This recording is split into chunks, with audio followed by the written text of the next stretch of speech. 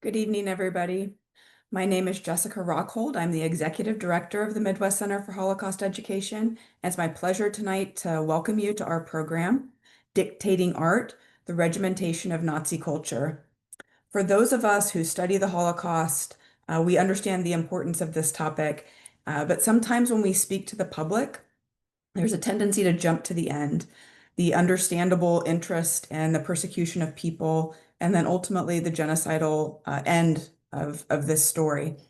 What we know is how important the early days of this story are, when an authoritarian government comes into power and seeks to reframe the historical memory of a community, when they seek to control free expression through media and the arts, and when they begin to regiment or coordinate the culture and the image of that government. That's the story tonight. We're going to be looking at the Gleichschaltung, inflicted on the German people by the Nazi government. Our presenter tonight needs no introduction if you're familiar with MCHE programs. Dr. Shelly Cline is our historian and director of education. These are topics that are near and dear to her heart, and we're looking forward to sharing that with you. Shelly, the floor is yours. Thank you so much. I will share my screen and we will get started.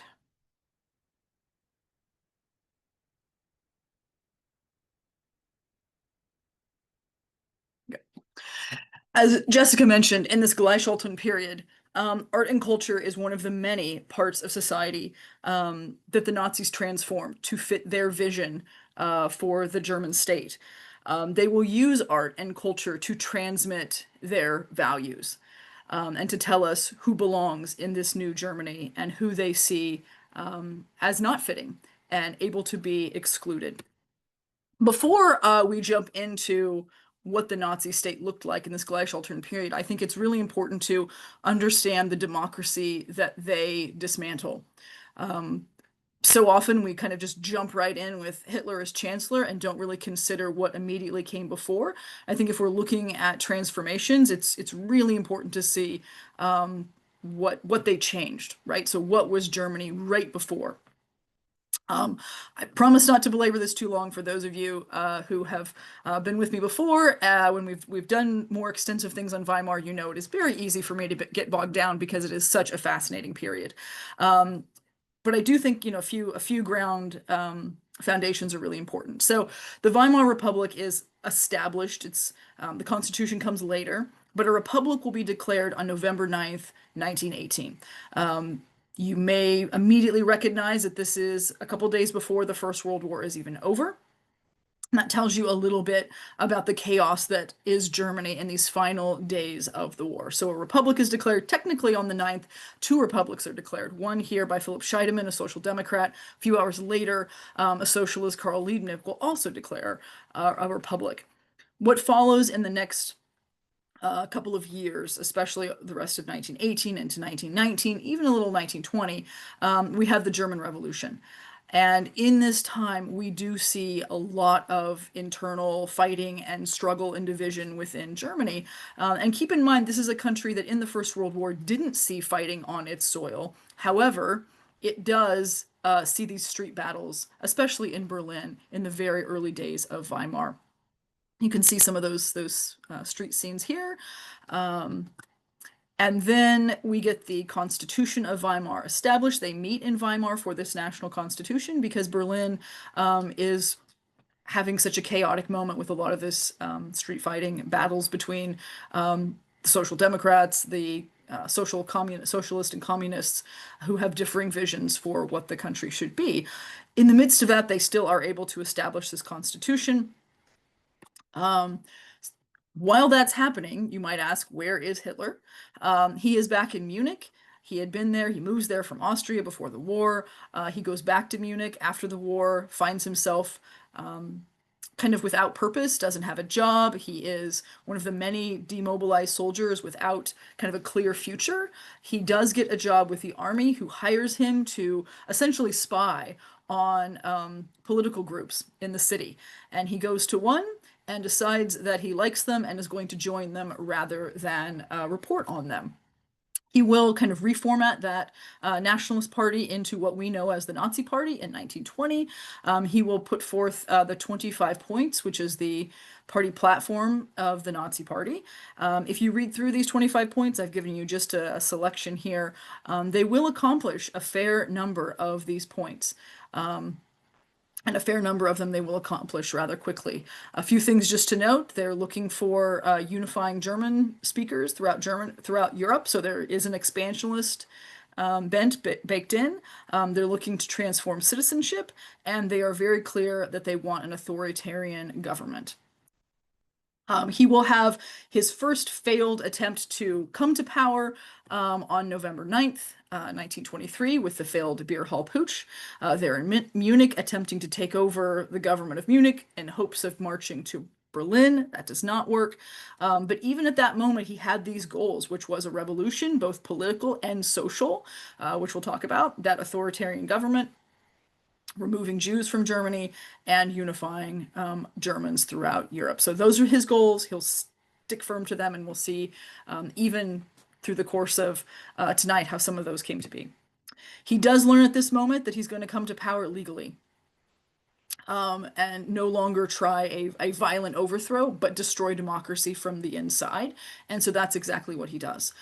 He will now try and reformat the Nazi Party to make it more middle class, and to get votes, right? If we're in a democracy, you need votes to get to power. And so that's what he'll be working on while, like in the background, we have the golden age of Weimar. And I think these, it's a short period, but these 5 years are really worth mentioning because this is where we do see a lot of the great artistic production happen that the Nazis will want to so dramatically change course from. In 1924, the US will lend money to Germany, and that will stabilize their economy. That brings that hyperinflation down that was really just confined to the year of 1923. So hyperinflation goes down, employment goes up, and we do get this really incredible moment of stability and cultural expression in this period.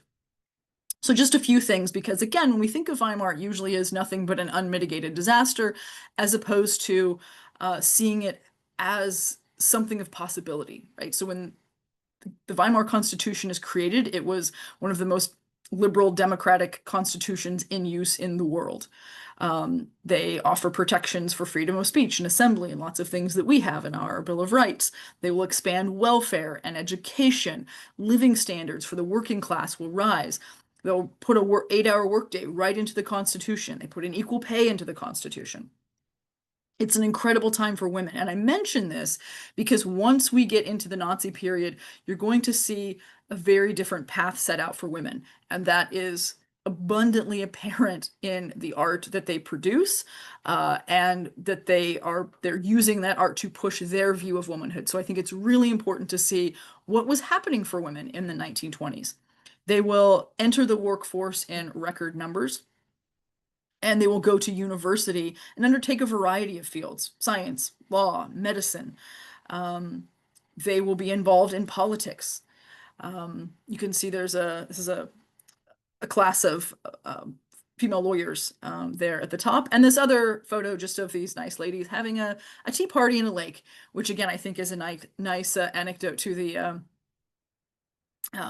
what you typically see of like photos of disaster of Weimar. But this was a time, if you think about in America, the Roaring '20s and the Flapper Woman, there's kind of a time of independence for women. This is happening in Germany as well.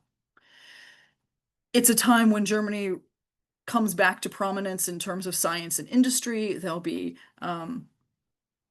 numerous Nobel Prizes awarded to Germany in this interwar period. And there will be really interesting literature that's produced, probably most famously All Quiet on the Western Front. Will sell millions of copies around the world, translated into 22 languages. And it is, of course, a very honest look at the brutality and kind of senselessness of war. This will be a book that is then targeted by the Nazis when they are looking to remove pieces of literature that don't fit their worldview. We'll just have a little bit of a look at some of the art that was very prominent during the time. Otto Dix was one of the most prolific artists working in the Weimar period. He was famous as part of the New Objectivity movement. And here is a painting that shows kind of the complexity of Weimar society, because art, the job of art in a free society is to reflect what we are grappling with, to show what we value. And certainly Weimar artists are grappling with a lot. So in this particular piece, you see in the center kind of a nightclub scene where people are dancing, people are dressed nicely. This is kind of the opulence that you might think of in terms of the Weimar years for people who had, profited and were doing okay economically. On the sides, of course, shows how uneven that prosperity was. You can see on both of the side panels that there are veterans that are being depicted. In each case, these veterans are amputees. And that also was highlighting, Otto Dix here is highlighting the problem of so many demobilized soldiers in Weimar society that weren't necessarily being taken care of. They weren't being reintegrated into society. And so that, it's not just, these artists aren't just painting a idealized picture of society, right? They're showing some of the problems. You'll also notice in both of the side panels that there are sex workers that are depicted. On the left side, these are women who are on the street. On the right, these tend to be like Otto Dix's point is showing more of like upper class or higher class prostitution, but sex work nonetheless. So again, commenting on the divisions within society, criticizing the Weimar decadence that only benefited part of society. He was part of this New Objectivity movement. Here we have a George Grosz painting and a Christian Schade painting. The one with the eclipse of the sun is a critique on capitalism, the sun there being the US dollar, referring to the money that we lent Germany in this time. You can see Hindenburg depicted along with some other financiers and industrialists. And the German people are depicted as this donkey with blinders on. So much of this work will depict kind of the political situation at the time, and also there's a kind of a heavy anti-capitalist bent to a lot of it as well. The Christian Schade painting is interesting because this one, Sonia, is a good depiction of the new Weimar woman. So I'm going to show you this now and keep her in mind when we look at the Nazi depictions of women in their art. So if you look at this painting, you can see a few things should stand out. One is it's a woman who's depicted with a short hairstyle, very modern dress, modern haircut. There is a bottle of champagne behind her. She's smoking a cigarette. And if you look really closely, you can see that the brand of cigarettes is Camels. So foreign cigarettes, US cigarettes would have been more expensive. So we are kind of looking at a bit of that decadence, but also prosperity. And the fact that the painting really is just about her having, a night out by herself, to herself. There's kind of an independence that is portrayed here. There's also, in terms of her features, kind of more androgynous features depicted as opposed to overly feminized features. So really keep this particular image in mind as we look at some of the later images. Dada was another movement that really flourished in this moment. Again, this is also going to reject a lot of things about capitalist society. Famously, Dada artists often did cut out and collages to use mass media in creating their works that would essentially critique mass media. And then, of course, we have the war. So a lot of Weimar artists were grappling with the war. Many of them had been soldiers in the First World War. They had seen firsthand the horrors of trench warfare. So here you see a number of works by Otto Dix again. The very top one on the left-hand side, I believe that's called War Cripples. And that is one that will also be featured in the Nazis' degenerate art show. This is not the sort of view of art that the Nazis value. There is nothing heroic about these portrayals, right? You can see the horror, both physical and mental, and then the impact on the body that stays with these men afterward. So this is meant to be a real reflection on kind of the futility of war and what it does to the human mind and body. Here's one of his more famous ones, called The Trench or War. There's various names for it. And again, nothing heroic about this painting. You can see in the center panel, the battle, complete with, quite a lot of grotesque imagery. The left-hand side sort of shows men going off to war, the battle with sort of death above, and then men returning from war. And then at the bottom, you can see some like it's both depicted as a trench and also a grave. But if you really spend some time with these images, you can see a lot of that, grotesque brutality of war. This is another one that, have a look at it now, and then I will also show you some images that the Nazis were pushing in terms of their view of war. It is a very exciting time for modernism and cinema. This is a moment when Berlin is battling the US for kind of Hollywood for prominence in terms of cinema. Metropolis and the Cabinet of Dr. Caligari are both really interesting um, and like powerful in the sense that they have a longevity in terms of influencing future films. They're an example of German expressionism, science fiction. For Metropolis, Dr. Caligari also has critiques of authoritarianism and obedience and conformity, but these are all really innovative films. And I again mention them now because, as you probably know, if you think about Nazi propaganda, aside from the posters that are probably in your head, they were famous for taking over the film industry. And so the industry that they take over was one that was very dynamic, extraordinarily innovative. And all of this is really halted when this industry is taken by the Nazis. There's also Bauhaus, so another school of art that's happening. This kind of the underlying idea behind Bauhaus is to make the functional beautiful. So if they can take things that had to be mass produced, but make them beautiful. The idea around this was making sure that even working class people can have access to like beauty in their homes in a simplistic way. So you will see there's a lot of simple design, modern design. Now, again, I point this out because the Nazis were very much against this kind of aesthetic, and were pushing to get rid of it. This was a time where gay and queer culture really flourished, especially in larger cities like Berlin. Those of you that have seen the movie or the musical Cabaret understand that kind of nightlife aspect that was happening. But this was a really progressive time. And it is something that the Nazis will target as well. The Institute for Sexual Research was founded in 1919 by Magnus Hirschfeld, and it was a really, again, innovative, incredible center for sexology research. Very much ahead of its time. They were advocating for LGBTQ rights, but also doing things like just providing sex education, providing contraception. So this institution, again, something that the Nazis will target and attempt to erase.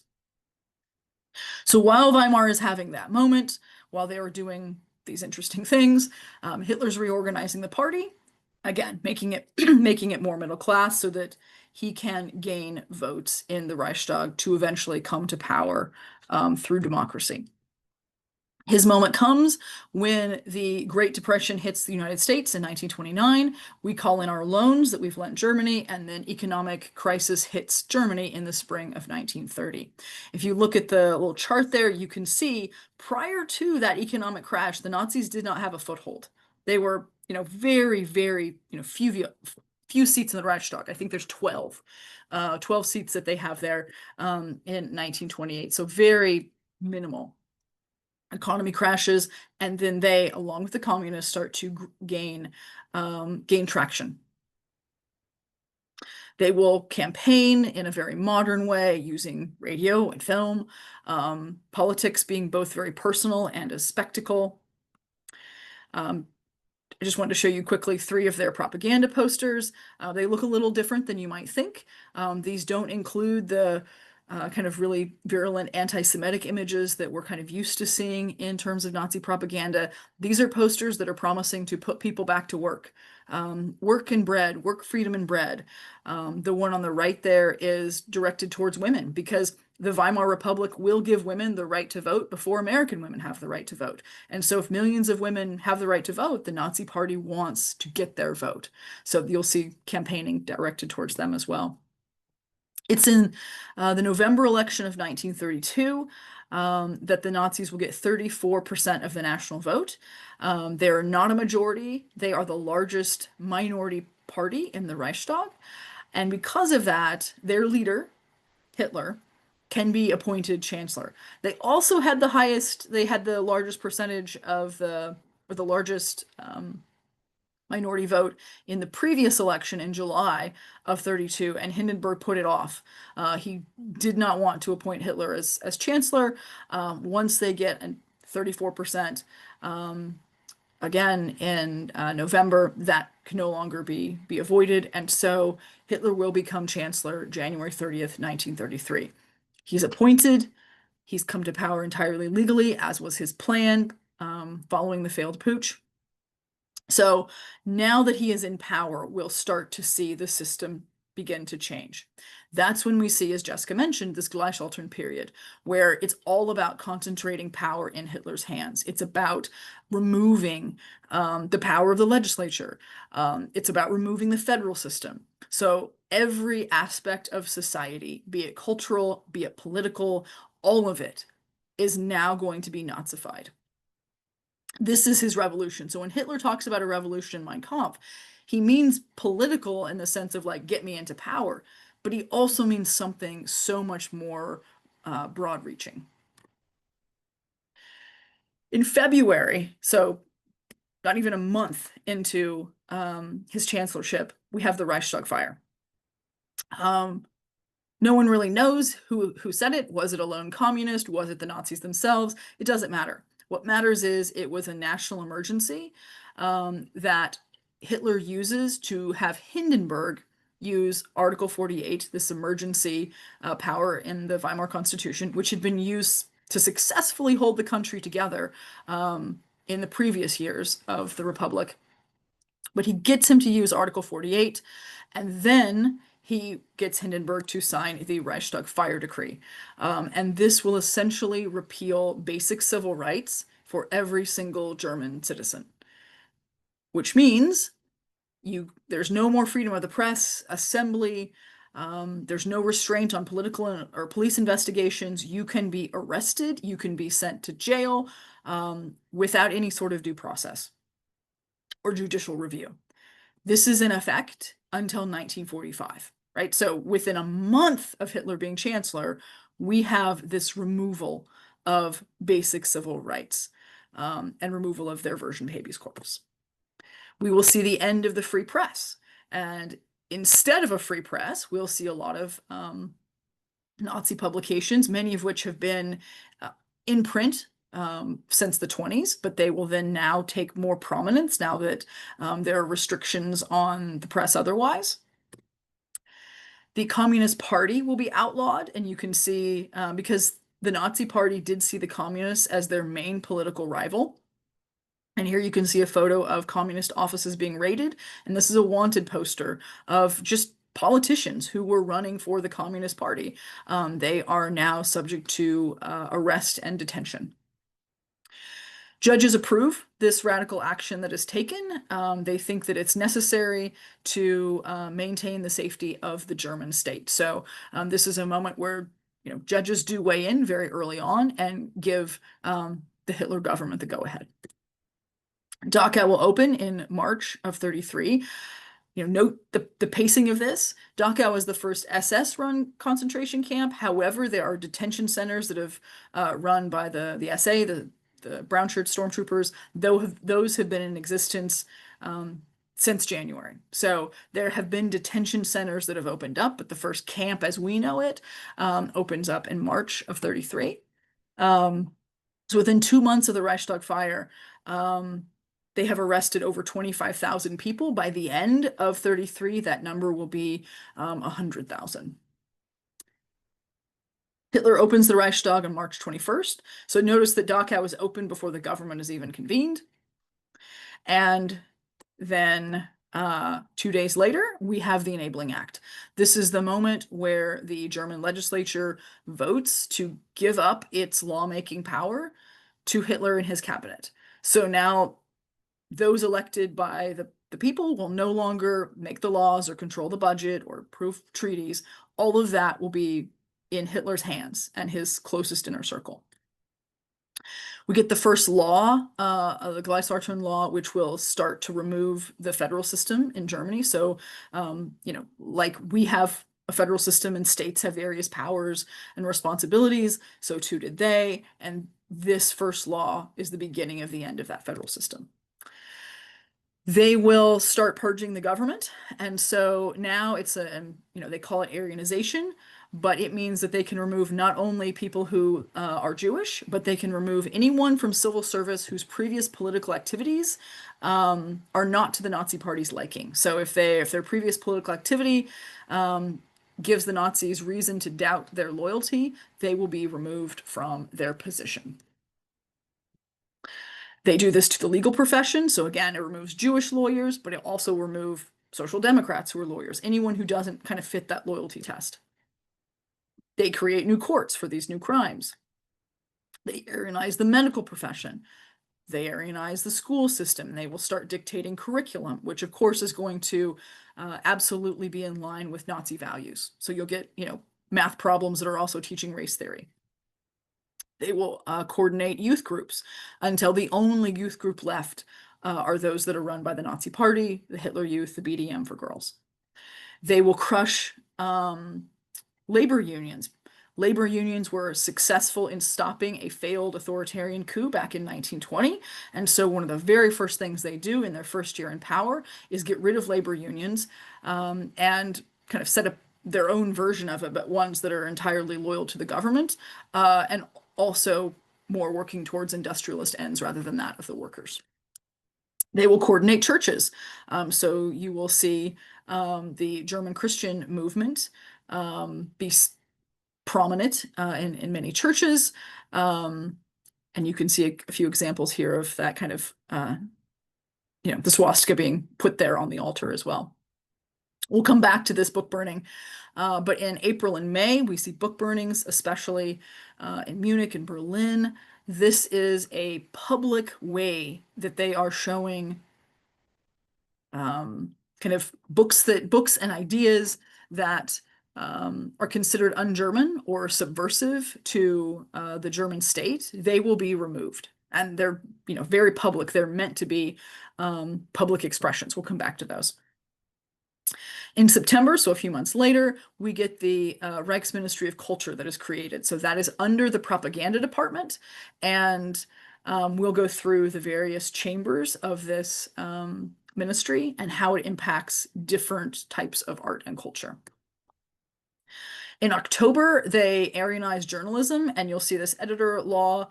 Editors are bound to keep out of the newspapers anything that weaken the strength of the German Reich, the common will of the German people, and things that offend the religious sentiments of others. So this is, again, a further, like the free press is pretty much over, but this is really directly restricting editor control. We'll see an expansion of the camp system. And now a year later, federal system gone. All the political entities within Germany have now all been Nazified. They will take out some of their own in the Night of the Long Knives, the SA, who helped get Hitler into power in many ways. They will be the leadership will be murdered. This is a moment that shows, it's also a moment that Hitler uses to go after some of his rivals and opponents, and also further solidify his power. And it shows the nation the willingness of the Nazi Party to kill its own. This wasn't a secret. This is something that Hitler did address and said that he had the right to do because these individuals threatened the the German state. And again, this is one of those moments where you think many of these people were very loyal to the Nazi Party from the beginning. They supported this regime, and they would have never expected that the regime they helped into power would turn on them. But at the end, authoritarians are not ever loyal to the people, not even the ones that put them in power.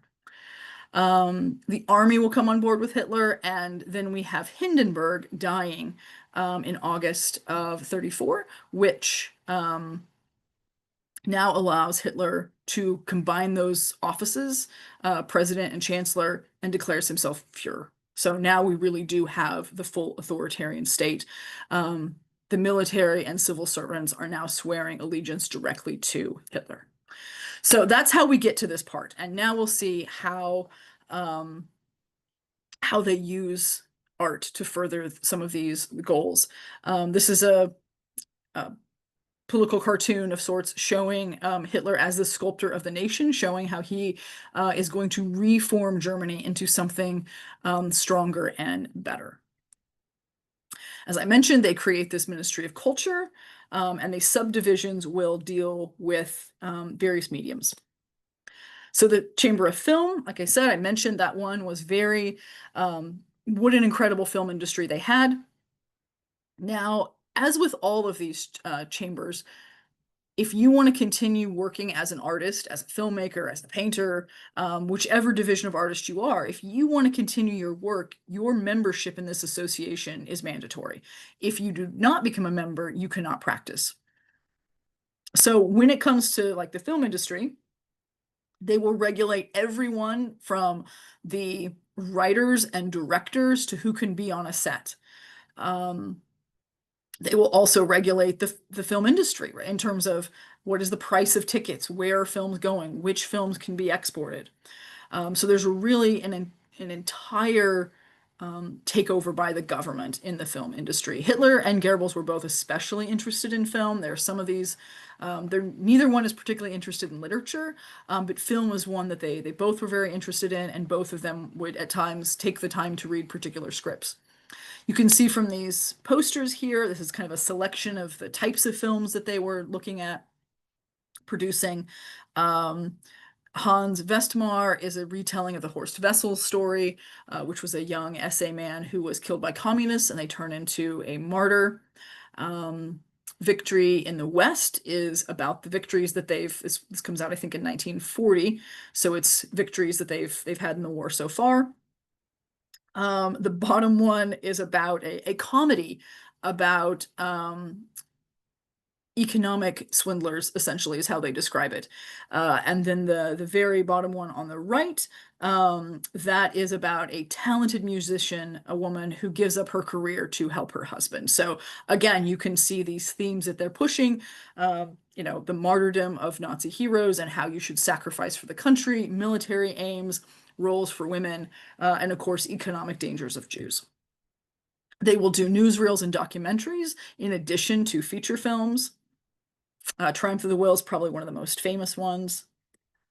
Words and Deeds is a 1938 short that was meant to compare the chaos of the Weimar period with the prosperity and power of the Nazi period. In 1940, we get three very famous anti-Semitic films. The Rothschilds and Jude Zeus are both very successful. These are history period pieces featuring, one is a story of a 19th century. The Rothschilds features a 19th century story. Zeus is an 18th century story. And then we have The Eternal Jew, which is, I think, for us today, the most famous. However, this was a commercial flop. It did not make a lot of money. It was released in November of 1940, and I think it was in Berlin alone, it was in 66 theaters. 2 weeks later, it was only showing in one. This is the only one of the trio that focused on modern day. It was largely drawn from scenes in the ghettos in Poland. And until 1940, the films mostly didn't feature current events, right? So they wanted to kind of put their values in other like historical dramas, but they're all there. There is a Reich Chamber of Music. And one thing to notice too, especially when it comes to music and visual fine art, there's often a what they want and then a standard of what they don't want, literature as well. So they're going to push good German music, no surprise here, Bach, Mozart, Beethoven, Wagner. They'll have free concerts for people to go um, to promote that sort of music, and they will also ban jazz and swing. They ban Jewish composers as well. That goes better. They always kind of struggle with banning jazz and swing because it's popular. It's popular with the people, so that's a much harder sell. They do hold a degenerate music exhibition. We'll look at some of the other exhibitions they hold. This is part of a week celebrating national music. And this exhibit features not only like paintings that you see here, but also audio snippets and some text about how bad they were. And it was meant to be kind of jarring. They do the same thing with the visual art exhibition, but it's meant to kind of sound these pieces are not presented in their best light. They're not presented as the artist would have wanted them to. But again, this was a more difficult sell. They will take over the Reichschamber of Theater, or they will take over theater. They'll, similar to film, they censor the scripts, the actors, the directors, and many employees would have previously been fired in that initial Aryanization period when civil servants, so if you were working for a theater that was, run by the state, you could have been fired at that point. Then they'll take over in a much more complete way in terms of what they want to see on stage. They also will build large outdoor theaters as a way to, again, get people to come and see the shows that are pushing Nazi values, and to create camaraderie through that. They create a ministry for literature. Again, this is one that Hitler didn't have a huge interest in, but the idea was the same. They're going to purge from the profession anything that was undesirable in terms of content. They're not German, if it's seen as alien. And topics they did like were depictions of war and heroism, not like All Quiet on the Western Front, but something that was glorifying war. And as you can see here, much like film, they're looking at controlling all aspects of the literature profession, right? From the writing to the production to what goes into libraries. So I wanted to kind of remind you again of those book burnings that happened earlier. So even though they had not yet created this ministry that was specifically going to purge ideas and books they didn't like and promote ones that they did, they had already had some practice with it in this major show back in May of 33. This is the one in Munich, a memorial to what it looks like now. Berlin, you can see some of the authors that had their works burned there. A memorial in Berlin as well. And then this is a group of Nazis outside of the Institute for Sexual Research that I mentioned. So that research library that was collected there at that institute, it was confiscated and burned in these book burnings as well. Nazi approved literature. These two works here are promoting one has traditional German ballads and poetry. Another one is a kind of a story of heroism on the Western Front. So the exact opposite of what All Quiet on the Western Front was. Nazi literature was to promote the worldviews of Hitler, racial doctrine as well. So the greatness of Aryans, the dangers of Jews, and they also were really interested in regional novels as well. So novels that maybe went into the beauty of Bavaria, or, what life was like in Brandenburg, that sort of thing. So kind of an interest in regional culture. The Nazis were disappointed, Hitler especially, that better literature was not produced. He didn't, like I said, he wasn't that interested in literature, but really was waiting for like the great Nazi author to emerge, and it never did. Newspapers fall into this a little bit as well. So they are producing weekly newspapers, and they'll have different newspapers that are geared towards different sectors of society. And then we get to the Reichschamber of Fine Arts, and this is one that maybe some of you think of when we talk about this sort of coordinating of art. You'll see a lot of the pieces that they promote are very heavy on this like Aryan, like what they consider to be Aryan body types, Aryan culture, that sort of thing. So we'll look at some of those. Adolf Ziegler was in charge of this particular ministry. Um, this is one of the paintings that he did. This is also one of Hitler's favorite artists. He liked this piece very much, Hitler did, and he bought it for one of his houses. It's also Adolf Ziegler that will go with a five-man team throughout Germany to begin confiscating art. So in 1937, they will take about 16,000 pieces of modern art, both private collections and from museums, and take them into Nazi custody. Some of these they will display, some of these they will destroy, and some of these they will auction off. About 650 of those 16,000 pieces make their way into the Degenerate Art Exhibition of 1937. And you can see some of the scenes here. You can see the Otto Dix painting I showed you before, that was displayed there. And you can notice too that the way these pieces are displayed, they're crowded on the walls. Sometimes they're hung at weird angles. There's sayings that are written on the walls about them. Sometimes they're hung next to drawings that were done by people who had been institutionalized. What's interesting about this exhibition is that it was very popular. 20,000 people a day saw it. About 2 million people will attend this particular show, making it one of the most popular modern art shows of all time to that point. Many people went because, not because they hated it, but because they understood that perhaps this was the last time they'd be able to see these pieces displayed. Here's a few more images of what that looked like. You can even see Hitler there. He has attended, he's attending the Degenerate Art Exhibition himself.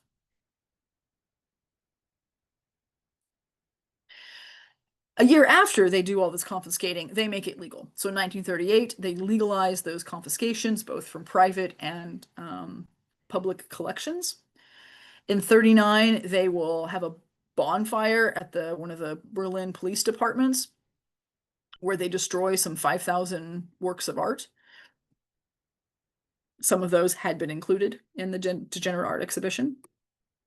And then they will auction off some of these pieces, which will make them a fair amount of money. So they don't want them, they don't approve of the values that they represent, but they will profit off them. And so some of the pieces that have made their way to American museums came from this particular auction in Switzerland, where they sell off 126 works. Those are the things that they do not like in terms of fine arts. But to show what they do like, they are going to build a house of German art. So here you can see Hitler with a model of this museum. You can see Hitler opening, laying the cornerstone for this house of German art. That is what it looks like when it's completed. And here is where they will have the Great German Art Show. You'll notice it opens the day after the Degenerate Art Show, and it will continue for many years of the Nazi regime. This art exhibition is not nearly as popular as the Degenerate Art Exhibition. And today it is still an art museum in Munich. You can see that's what it looks like today. So at this show, you can see that it was held from 37 to 44, and you can see the way these pieces of art were displayed looks much more like what an art gallery would look like, right? They're not hung at strange angles or without frames. There's not weird sayings on the wall. These pieces of art were for sale. So again, the point is to show this is the type of art that the regime values. There's a traveling version of this show as well, so people outside of Munich can see it. And Hitler's personal photographer, Heinrich Hoffmann, was the one who selected the works to be included. I'm just going to show you some of the themes that we have from this show. This one is from the theme of family life. And there was a competition in 38 to depict the pure German family. So this is one that was They were unhappy with the results of this competition. Nobody got first prize, but there were a few that got essentially honorable mention. This is an interesting one, and one that I opened the presentation with, because if you think of kind of this depiction juxtaposed against that Weimar modern woman, I think many things become apparent. One thing you notice, how these people are dressed. This is 1937. This isn't 37, 38. This is not 1840, right? But if you look at how these people are dressed, it's more old-fashioned, except for the boy who's dressed in a Hitler Youth uniform. It's a very pastoral kind of scene. There's a lot of symbols of fertility, the flowers. You can see there are 4 children present. At a certain point, they mandate that if you are depicting the German family, you have 3 to 4, 3 or 4 children depicted. You'll see kind of the gender roles that are baked into this painting. Obviously, the mother has multiple children. The Nazis are very much about biology as destiny. A woman's vocation is to be a wife and mother. The older girl, is watching her mother with the baby. The younger girl has a doll, so she's like, both of the girls are practicing their future roles. And the boy is kind of working the soil. So there's this kind of, you'll see lots of these paintings, there's an emphasis on working the soil and agrarian values. You'll also notice the architecture behind them. This is kind of a traditional German house. This is nothing from the Bauhaus category. Here's another one, this one's second prize. You'll notice in this painting, the older girl, daughter, she is wearing a BDM, the youth group for girls, there in that painting. And again, you'll see there are 4 children. And on the left, I included a photo of that painting hanging in the Great German Art Show. Couple more. Again, all of these, you can notice kind of the way they're dressed, traditional clothing. This isn't, there's no short hair for these women. It's longer hair that's been put up. This is an interesting painting because George Siebert paints the German settler family in 1938. So again, this looks very similar to what we've seen before in terms of lots of kids. They're built like a settler family, like they're building a home, fertility with the flowers. But what's interesting is a decade before, this is the sort of painting that this artist was doing. Very different, right? This is kind of a lazy weekend. A couple, there's no children, they have a dog, a bit of decadence, right? Some wine and some cake on the afternoon, music, very different values depicted there versus these people who are hard at work reproducing and building. So there are some artists that will, be banned because they're labeled degenerate. There are some artists that will just kind of quietly go away and wait for the regime to be destroyed. And there are some artists that will get on board and use their talents for the new regime. Here are some more depictions of women. Again, notice it's very farmy. This is not, they're not depicting urban values. These are people who are working the land, working the soil, and notice their dress as well. Another thing to note is I included these similar images, but one is from 37, the first year of the show, and one is from 43. And as you probably know, Germany undergoes a lot of change because of the war in those years, and yet the values that they're still pushing kind of remain unchanged. They produced catalogs to go along with this exhibition that would have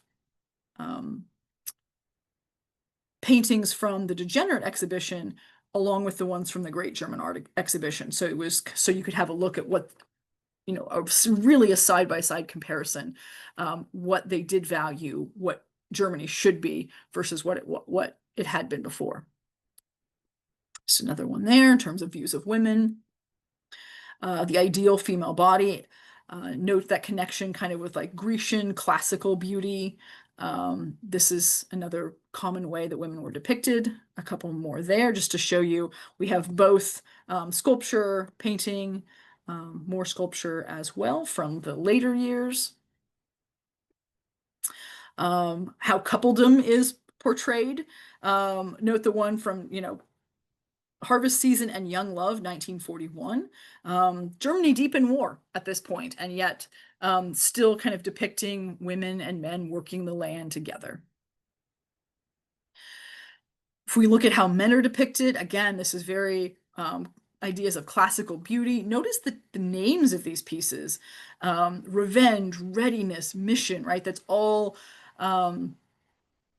showing you a very particular view of masculinity and a very kind of mobilized for war view. As the war goes on, however, we will see in this great German art show, themes of war and sacrifice become more apparent. You have a scene where on the left where people are being asked to donate wool clothing for the troops. And then on the right, you see this is the greater sacrifice. You see a veteran missing his leg. You see kids who are collecting donations, probably to, fund one of these organizations. So you do see varieties of sacrifice there. So the war will creep in. You see it in terms of motivation as well with the war, kind of showing how even if you aren't on the front lines, if you're a farmer, if you're a miner, you're still part of that. You're still part of winning the war. A few more depictions of men and war. These look kind of probably a bit softer than what you might expect from Nazi depictions of military men. These showing the SA, the SS, and the Arbeitsdienst, the different types of service within in the Reich. And again, one in that catalog juxtaposed with the degenerate art. We have one connecting the victories of the Panzer tank division with that of the old Prussian cavalry. And these were painted before the Nazi regime, but these were the types of paintings that, these were displayed as this is how war should be shown. So you see trench warfare, but kind of soft colors, nothing overly gruesome. You could hang this in your living room and it wouldn't be offensive, right? It wouldn't be shocking. And just to juxtapose that with, again, this is the type of art that Weimar artists were trying to grapple with war. So a very different portrayal there. And they also were interested in landscapes. This connects too with their emphasis on regional literature. They also had an emphasis on kind of highlighting the regional beauty of Germany. And so there's a lot of paintings that they displayed to do with weather and nature. So that's like what we get from the show. And then I wanted to, again, circle back to show you what they were undoing in terms of even seeping into like home life and culture. They were insistent on traditional German architecture, like you see on the left, not the Bauhaus stuff you see on the right. They even would write in Nazi magazines things like articles, one recognized as a National Socialist by his home. This is the type of lighting they'd like to see you have. This is from a magazine talking about the importance of kind of wooden furnishings and soft old-fashioned furnishings versus what had been, right? So this is the stuff of Bauhaus that they were pushing back against. And again, kind of that interior one of Hitler's homes versus a Bauhaus interior. And then we think about what were they doing for kids? How does this impact children? We see games that were geared towards also heavy on the war theme. Children's toys. You have a Hitler here where the hand goes up and down, a model of his Mercedes, and then you've got the Brown House there. One of them even you can open it up and it was electrified. You could plug it in and that would light up inside. There were children's books. All of these were distributed and meant for you to read to your kids to instill particularly anti-Semitism, but also race theory as well. And they were aimed at different ages. And then there was a lot of production about Hitler and how he fits into the picture of Germany. We've got the Hitler nobody knows, and then Hitler as a friend to animals here. So very different than what you might see of Hitler These two were displayed in the Great German Art Show as well. The one on the left was painted, that artist, Heinrich here, he was he was the only artist that was able to paint Hitler in person. All the other portraits were done of him from photographs. And notice the title of that particular piece as well. And the standard bearer from 38 is an interesting one because it's showing Hitler as this kind of savior of the German nation, a literal knight in shining armor.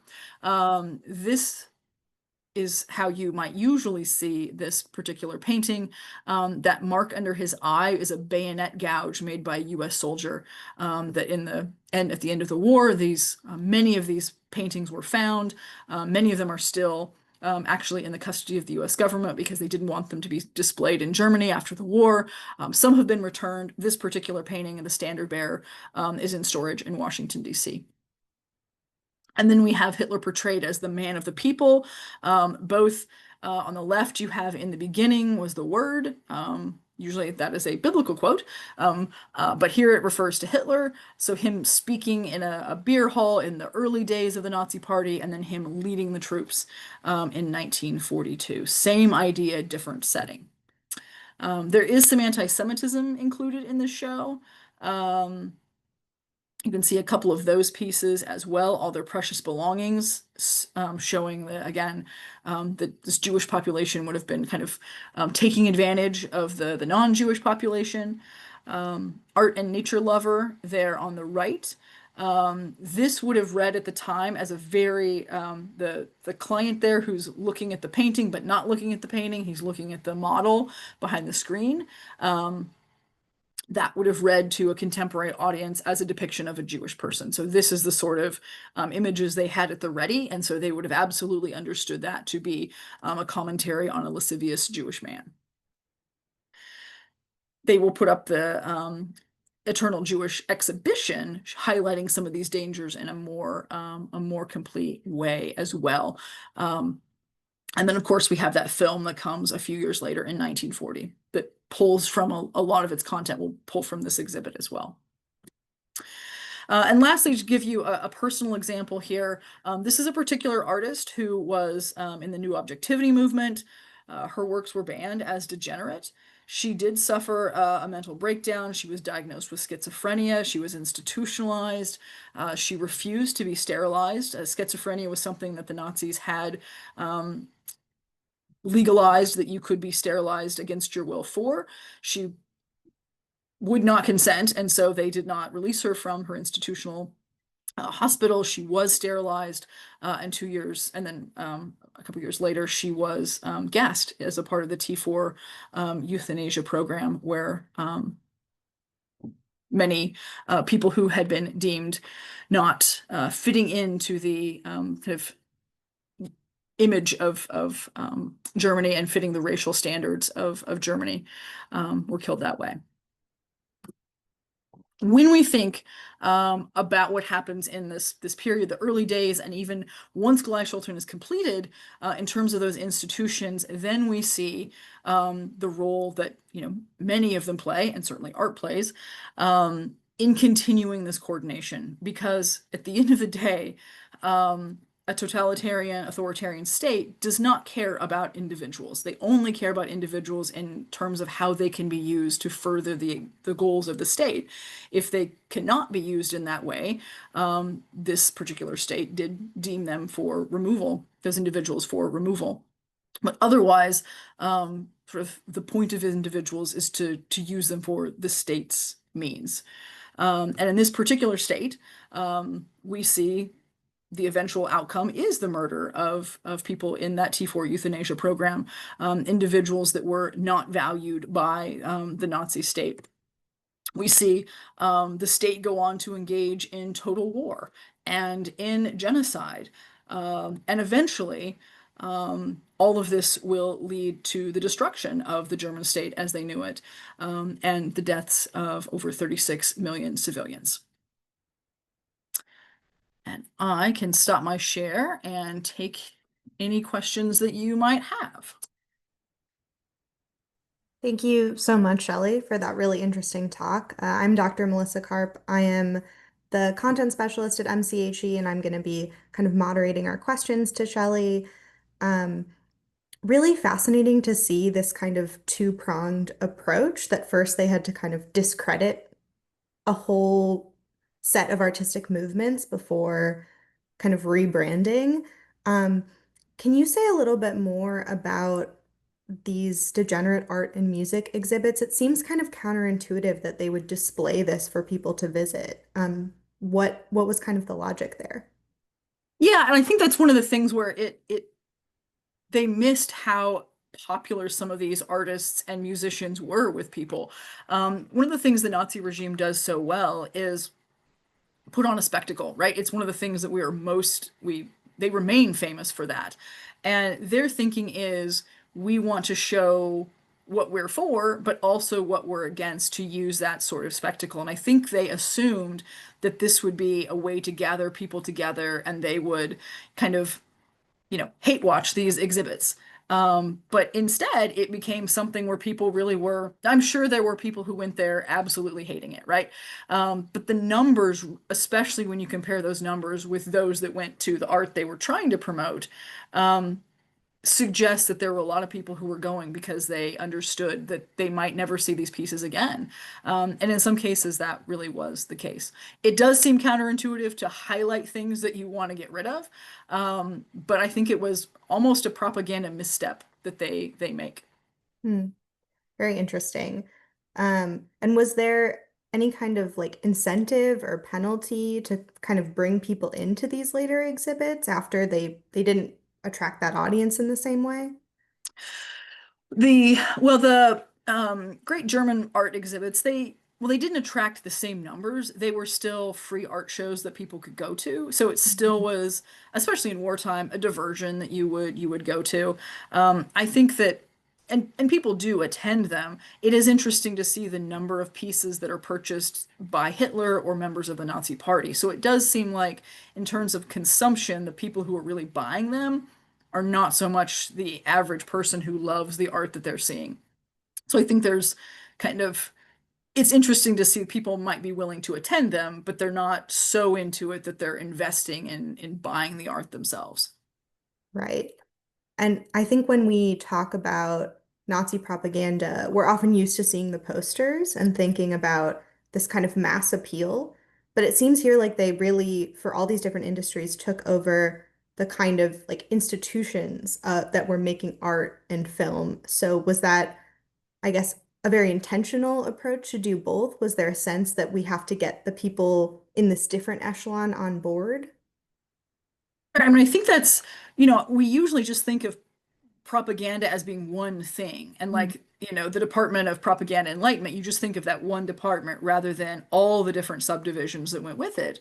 And I think that it's crucial to see that level of planning and that it wasn't just kind of by accident that these industries went away or that they were all working towards the goal of the state. They were taken over. So I think that that coordination, we see it at so many different levels. And then once that industry is taken over, then yeah, if you want to work, you have to sign on to those principles. So it really, one thing the Nazis do is they move fast. They move fast and they get every institution they can. And then before people have time to realize what's happened, there isn't a lot of latitude that they have left. It seems like some of it is about the projection of power too, like you're talking about the spectacle with the book burnings, but also to show that they are in control of what the art world is doing. They've taken over, as you said, this very popular, kind of internationally recognized film industry and turned it to their purposes. Um, I wanted to talk a little bit about the depiction of gender that you brought up, because I think it's so Mhm. fascinating. Um, the way that there's this kind of imaginary nostalgia for this like woman from a different age, and that overlaps actually with like the nation at war. So where does that kind of image of this like Aryan past come from? I mean, it seems it's very much rooted in a pre obviously pre-Weimar. In some ways, it's harkening back to the imperial era of Germany, which doesn't last that long, right? If you think about German unification, it's 1871. So there are a lot of things that the Nazis do that harken back to that earlier period of perceived German power and greatness, right? Like always go back to fascists love to go back to an earlier imagined era of greatness, and wasn't everything wonderful then? So I would say it's yet another kind of nod to that 19th century moment. It also is some ways speaking to their power base because the Nazi Party was never really that popular in cities. It Mhm. got a lot of its power from rural places. And by showing that kind of artwork, it was valuing that kind of life for the people who live there essentially. But yeah, I think the gender dynamics in this stuff is really interesting, especially how it remains, if you look at those paintings, like it remains unchanged in the paintings, and yet what we know is women are in factories, women will be working in concentration camps, that there is always this split between what the state wants to see and what they can see because they have a shortage of people. So yeah, that idealized form is really interesting because it, of course, never actually exists. Not in the 19th century, not in their own time. Right. And it seems like there's also a shift. The art that you showed at the beginning of Weimar is so kind of overtly political and has kind of this really expressive commentary. That the art that you showed is no less political during the Nazi era, right? But it kind of takes this like a little more covert approach. Um, it seems like there's a really insidious knowledge of how art works running through all of this. Is there a particular part of Nazi hierarchy or person that that comes from, or is it just kind of along with the general understanding of propaganda? Falls largely in the general understanding of propaganda and getting the right people in the right positions to be Mhm. willing to keep pushing that same message. I mean, the other thing the Nazis are great at is staying on message, right? So, um, but I think it's a really interesting point that you make about this is very political art, but none of it is a critique of power, right? It is all art that is pushing the agenda of the state. There's no grappling with anything. It is just here's the state's agenda and it's there for people to consume.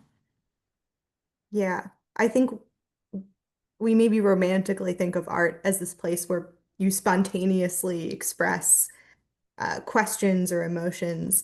Um, but in an authoritarian state, that doesn't seem to be what art is capable of doing at all. Right. And I think it's so interesting to see people like, the one artist that I showed you, George Siebert, who like he was a popular artist doing new objectivity, and then as so many, I mean, that's a good example of why fascism works, is because a lot of people like, oh, well, I will just lend my talents to the government, to the that is in power now because that's in my best interest, right? So you do see some artists that say no, some that flee, but then you do see artists that go along with it, like we do people in all kinds of professions that were coordinated in this regime. Yeah. And it seems to reflect this kind of change in values happening at a lot of different levels, right? This kind of like manufactured discord among people towards this art that they used to love and think is popular, towards this art that they used to produce, that it's kind of has to really rapidly undergo this transformation into something else. Yeah. And then it also just shows how, I mean, I feel like sometimes when I'm showing those images, it feels repetitive, but that's kind of the point. That Mhm. it isn't necessarily, there's no kind of soul to it, right? It's just the same thing being over and over again. And that also tells you a lot about their vision for the state. Like looking at these pictures, you can see exactly who they consider to be a part of their Germany. And by who's not there, you can tell exactly who they don't want to be in their country, right? So it's one of those reminders about how art functions in showing um, the values that we have and who we value. Yeah, absolutely. Well, I think that is a really good place to end it. Thank you so much, Shelly, and thank you everyone for joining us tonight. This will go up on our YouTube channel, and have a great night, everyone.